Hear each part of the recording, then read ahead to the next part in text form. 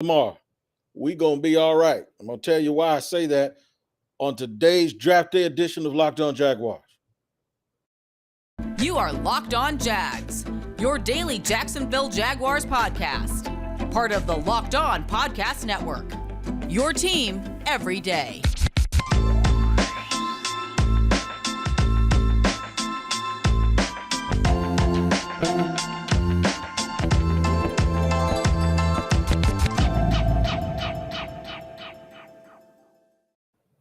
Welcome to Locked On Jaguars on Draft Day 2022.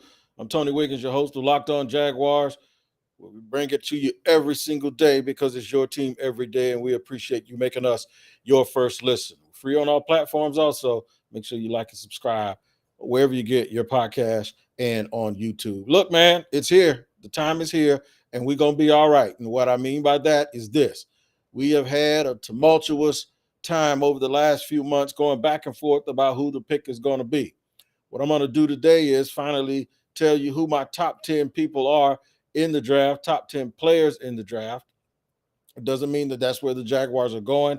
This is not saying these are the 10 guys. If I'm the Jaguars, this is the order that I would go. It's just my personal favorites in the draft and guys that I just have a gut feeling about or that the tape suggests that they're going to be very, very good.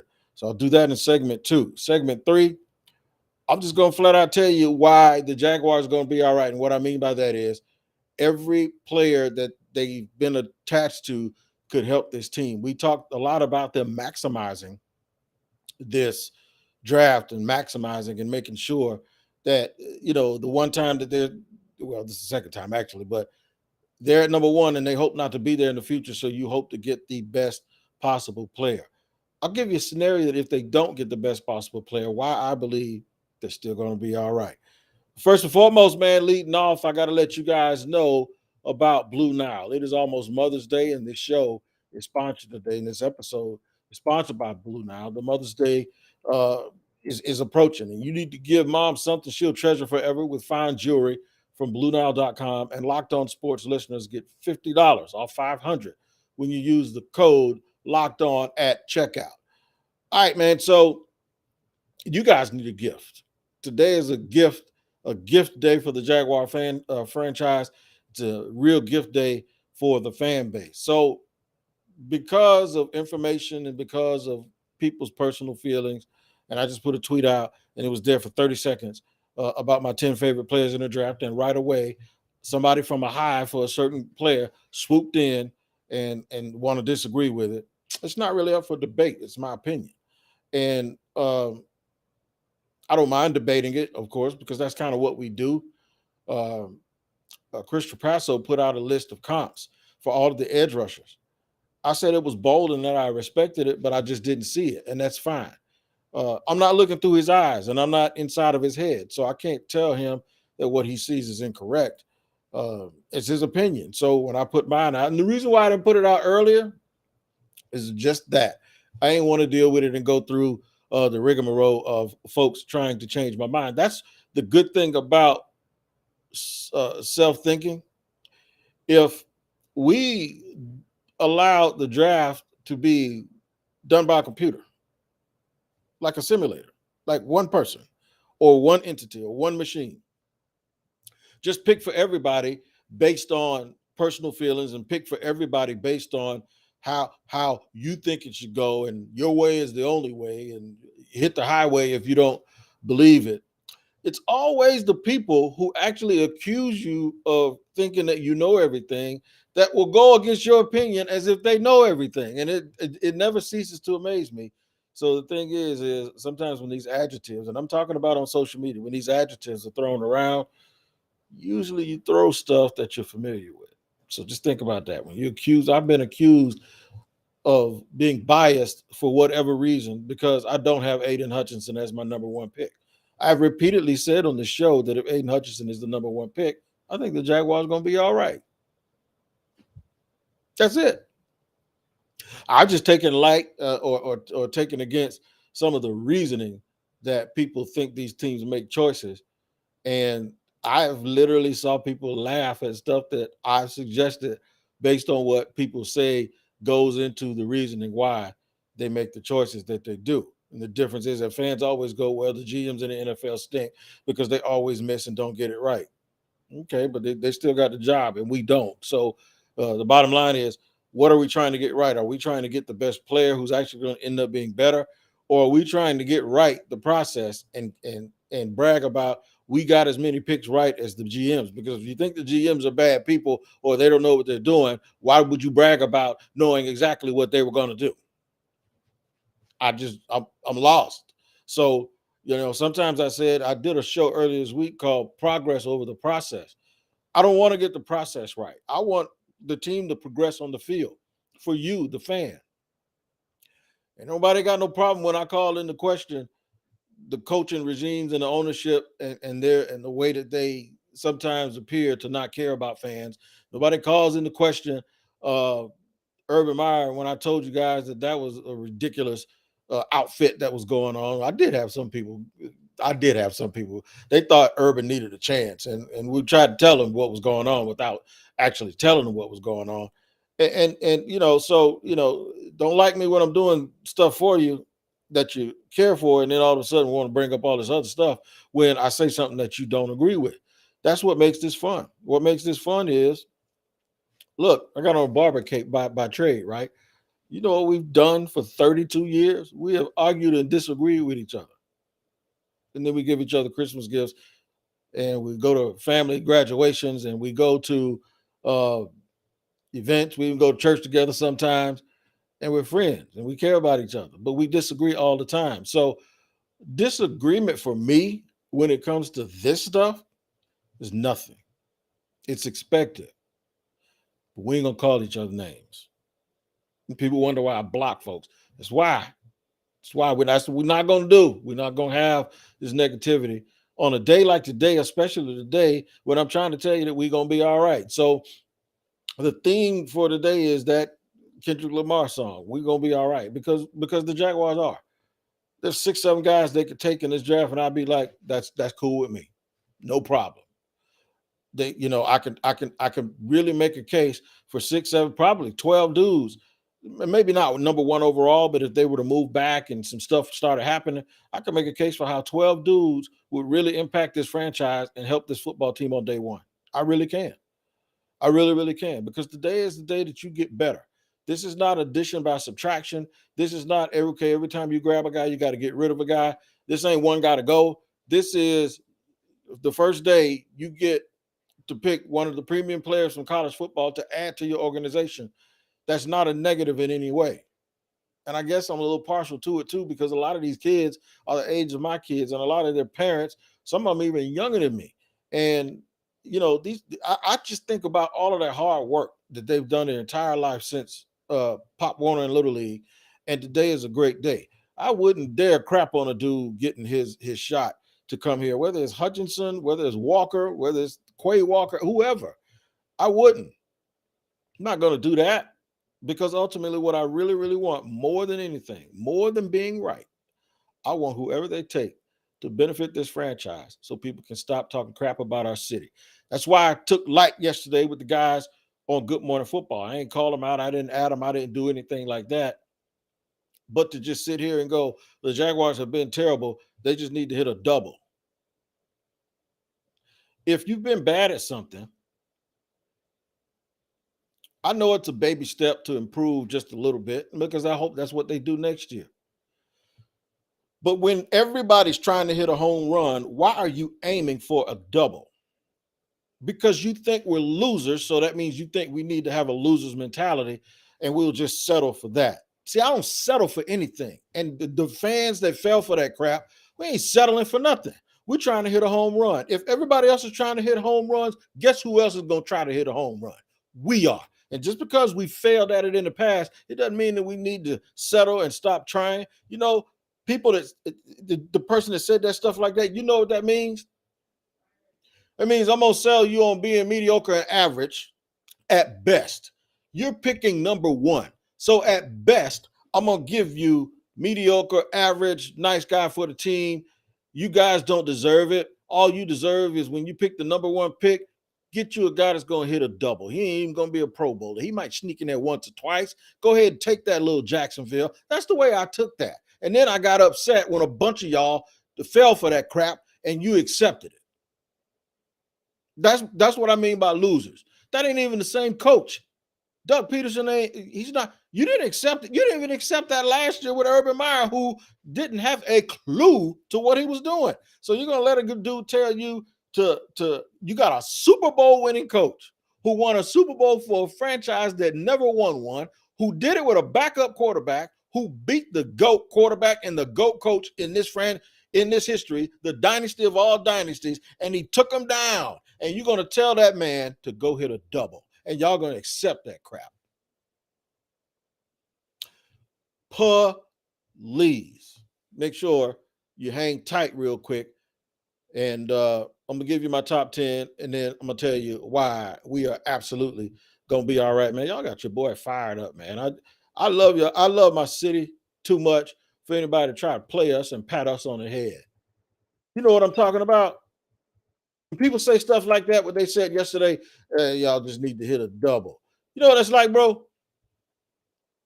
It's like you got a new wife and you show up at a function and her ex-husband's there because it's something about the kids graduating or something. And he comes up and he speaks to you. He introduces himself to you and he pats you on top of your head like, take care of my family now.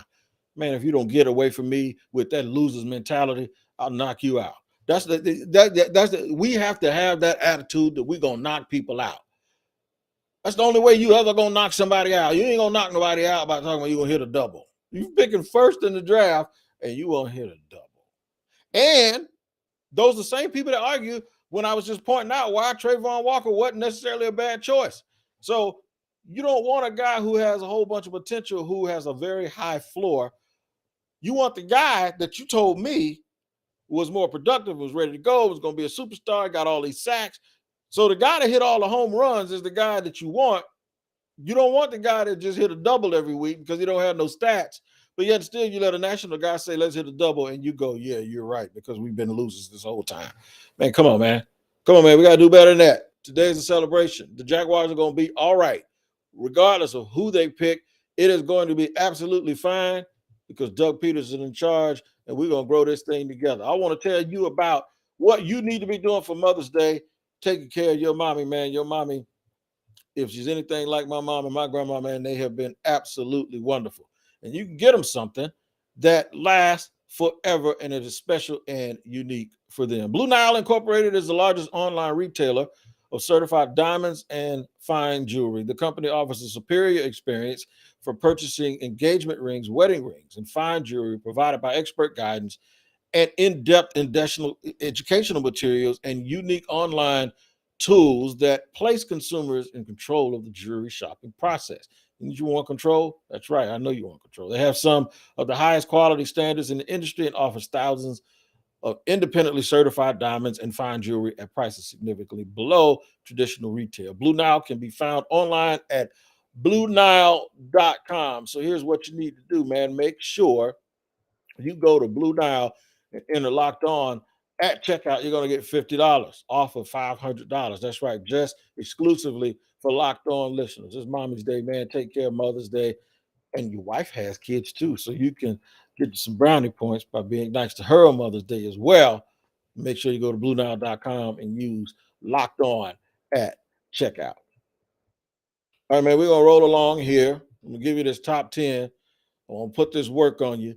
And what I don't want you to do is be angry and upset. This is not what I believe the Jaguars should do.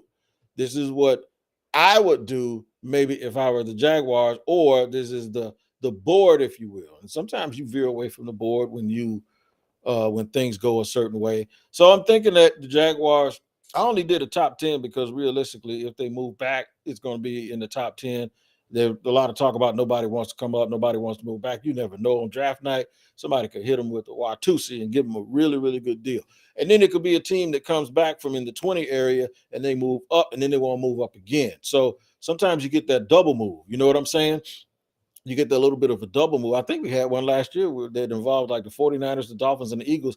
I think they were doing a lot of little wiggling and moving around, and teams that didn't have certain picks ended up with certain picks or whatever. But sometimes you get that old double move. You know what I'm saying? So here's my personal favorite top 10, and I will go in reverse order because I want to.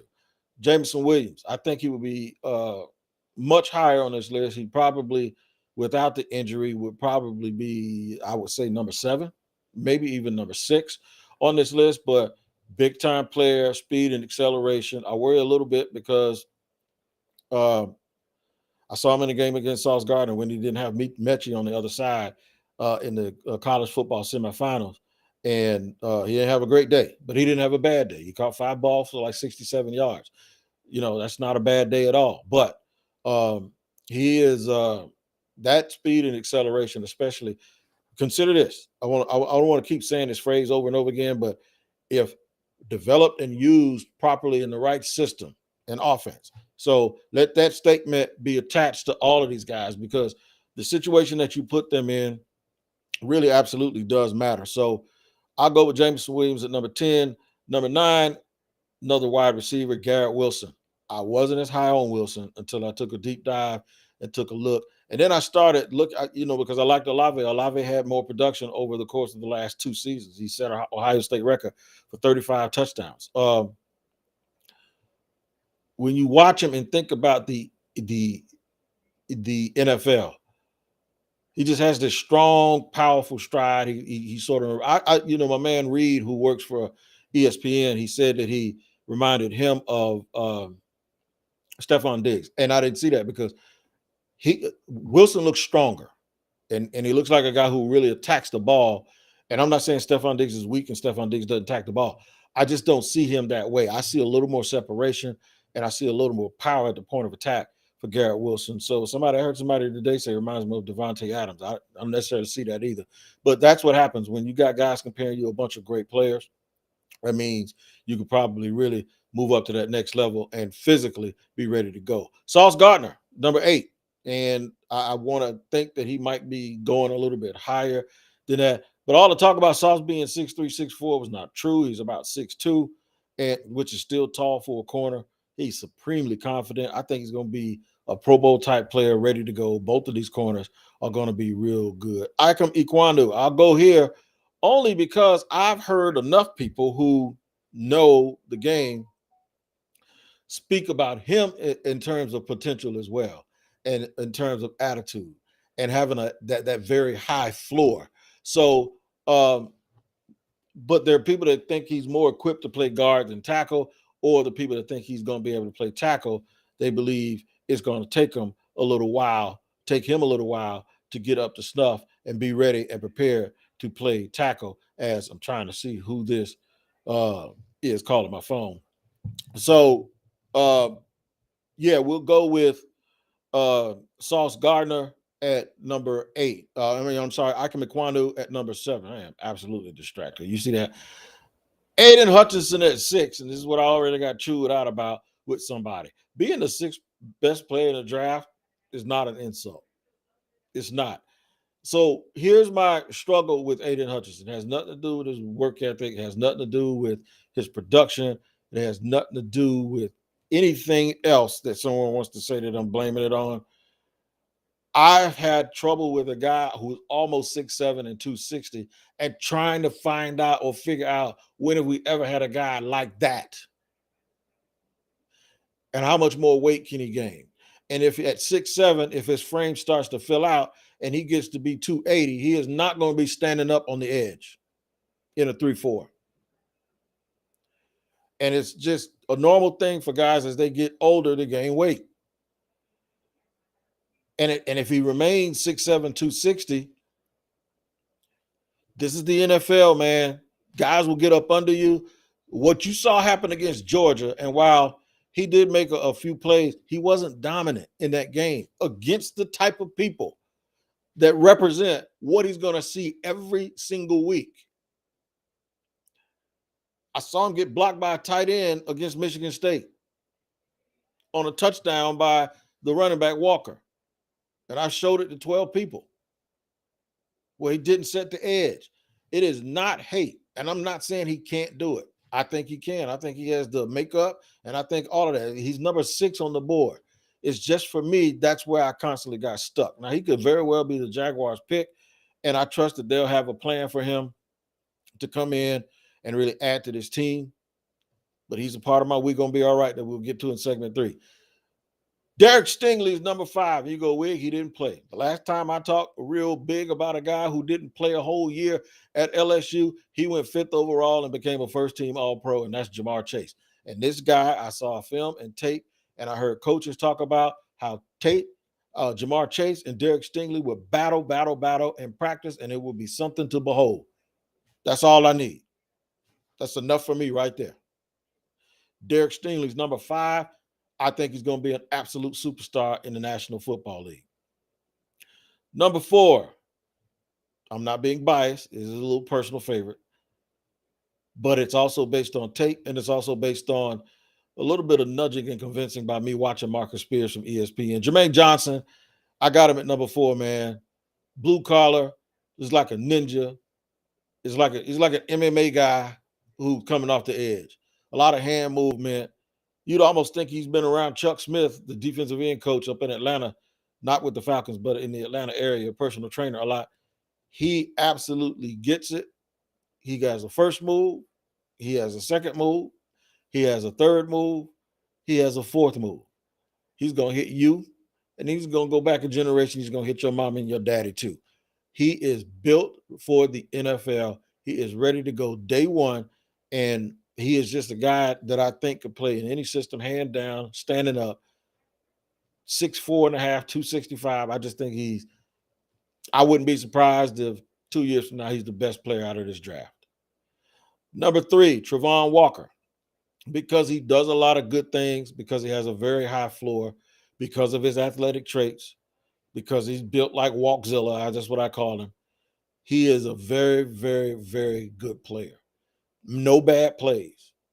One of my buddies who's a coaching guru, position guru, Denny Thompson, I didn't even notice. He tweeted this last night that he talked to 2 SEC offensive coordinators this year and was talking about another prospect. And he said, no, the problem is number 44. So I just imagine coaches they're not looking at sacks. They're looking at who is wrecking our game plan. The things that we want to do, who's going to keep us from doing it? And who's going to be the catalyst to take up blocks, to take on people, and he's going to make plays that he shouldn't make, and it's going to help everybody else around him. And that's what I keep coming away with Travon Walker. I don't think he's going to be a bust at all. I don't. He's the one guy, if you say, who's not going to be a bust, and I'd say him. And I know that's not the way you guys want to go about picking players, but I got him as my number 3 overall player. My number 2 overall player is Kayvon Thibodeau, and he's probably the guy I'd take first. So when people talk about how long somebody's been productive, this kid has been good since I can remember. They didn't talk about him last year, maybe taking some time off. Yeah, he had a little shoulder injury and a little ankle injury, and he still ended up with 7 sacks. He had 9.5 as a true freshman. And in the game that everybody talks about him getting shut out against Utah, he sacked somebody. So you shut him out all game, and in the NFL, and he makes one play. If he does that 17 times, he does that once a week in the NFL, that's 17 times. So for all people that all they care about is sacks and numbers, there you go. He got more sacks than any of these people throughout his career. Or right there or close to it. 6'4", 258, 27 reps. At the combine without somebody helping him lift the bar up, ran sub 4.6 40 in the 4.5 range. I just think he's a can't miss guy, and I think whoever gets him is going to have a great player. Number 1 for me is Evan Neal. Maybe not your traditional left tackle. I just think he's that dude, man, that I wouldn't be surprised if Evan Neal has an Andrew Whitworth type career and plays until he's like 40 years old. Because he does a lot of things physically to take care of his body. And I know there was some tweaking about his back getting realigned, but that's not a big deal from the people that I talk to. But long, rangy, takes really good care of himself physically, can play anywhere, and that tells me he's got a high IQ and a lot of versatility. He's my favorite player in the draft, and I said that a long time ago. Whoever the Jaguars pick, and let's just assume it'll be like out of these 10 people, they're going to be a better football team than they were today. They're going to be a better football team than they were today. And I'll make a bet on that. And if I do that, I'll be making a bet at betonline.net because it's your number one source for all your betting stats and sports info. Find all the latest sports developments, league reviews, and news, including this year's basketball playoffs and the start of the Major League Baseball season. BetOnline is your continued source for all your sporting wagering information, from live betting to playoffs. Speaking of playoffs, you got to be under a rock if this NBA has not. You got to be rooting for the NBA not to be good if you don't think this is good. This NBA has been crazy, and these bets and these parlays, man, I'm telling you, it's been something to behold, and you need to make sure that you get involved on it with betonline.net. So head to the website today and use your mobile device to sign up and learn more about the trends and the action at BetOnline. And the reason you're going to do that is because it's where the game starts.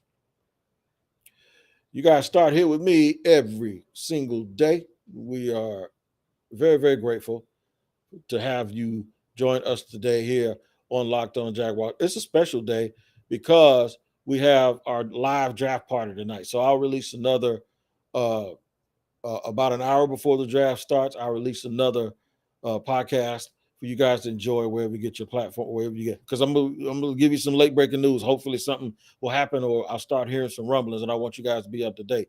But right after that, I need you to go over to the Locked On NFL YouTube and on the Odyssey app to check out the live coverage. The live coverage of our Locked On NFL draft, man. We got our guys from around the country. They're going to be talking about everything that you need to know, all of the draft gurus, all the experts, the local experts from the team. And we got the Locked On NFL draft crew there along with Peter Bukowski. It's going to be great, man. So make sure you tune into that and go over to that as soon as you make me your second listen for the second time today on our podcast later on. I'm going to close with this, man. We're going to be all right.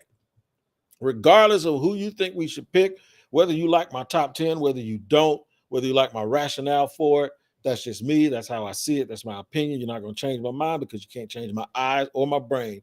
But what we're going to do is we're going to make sure that we're honest. And the bottom line is no matter who they take is we're going to root for them tomorrow. We're going to root for them to get better. We're going to find a way to rationalize why we understand the pick, because I've gone through all 10 of these players, and I'm like, I would understand all of those choices if they brought them in to be a part of this organization. And I absolutely think that they would make this team better. Look, if you go to a restaurant and you want to order one thing and that's what you got to taste for, if they don't have it, it don't mean that you can't get something else that'll taste good. And I know I've said all of this time, we don't just need to get a guy, we need to get the best guy. Right. I hope they do, but I want them to take the best guy based on their information and what they're the ones with the job. Now, whether we like Balky in charge or whether doesn't mean that we can't question Balky. It doesn't mean that we can't question Doug Peterson. It doesn't mean we can't question the pick. But they're being paid by Shad Khan to get it right. They're not being paid by Shad Khan to not get it wrong. You need to hit a home run. You're not going to be, Doug Peterson said they hope not to be. Hopefully it's the last time they're picking up there. So while you're there, make sure you get the best. And I know this draft has been labeled by some as not being the best draft. I know this draft has been labeled by a lot of people as not being loaded at the top. But the bottom line is this is what you're picking from, okay? This is what's available. You don't have to give up anything to pick these guys. There is one of these dudes is the best of this bunch. You got a choice. You can take the guy you think is the best, or you can move back and take two of them.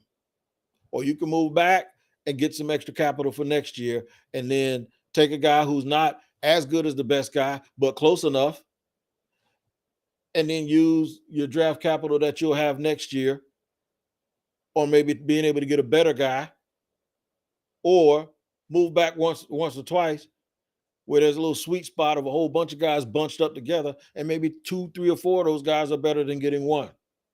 There's a lot of things that you can do. But make no mistake about it. once the pick is made, we're going to galvanize around that pick, and we're going to root for that guy to be the absolute best he can for this team and for this city, because that's what we do. We want progress. We want today and the pick tonight and the subsequent picks this weekend to be the first draft class of what's going to be the beginning of the turnaround of this franchise. And regardless if we disagree or not, that's what we all want.